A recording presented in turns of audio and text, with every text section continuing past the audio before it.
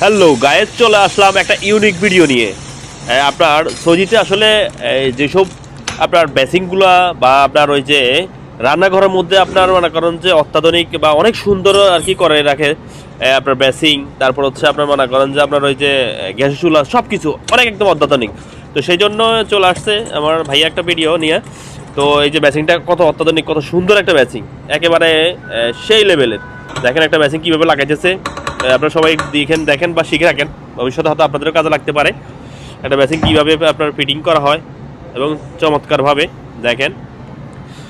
প্রথমে আপনার নিচের ওই পাইপগুলো লাগানো হয়, যাতে যে পাইপ দিয়ে পানি পড়ে।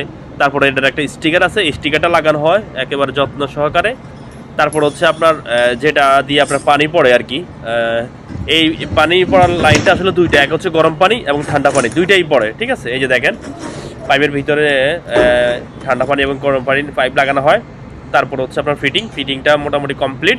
এখন পানি পড়ার অবস্থা, এই দেখছেন পানিটা কত সুন্দরভাবে পড়তেছে। দেখেন আমাদের গ্রামের আসলে এই জিনিসগুলো অত সুন্দরভাবে মানুষ ব্যবহার বা লাগায় না, ঠিক আছে।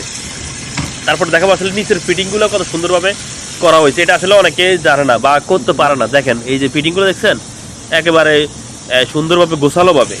তো সবাই ভিডিওটা বেশি বেশি করে শেয়ার করবেন। ভালো থাকবেন, আল্লাহ হাফেজ।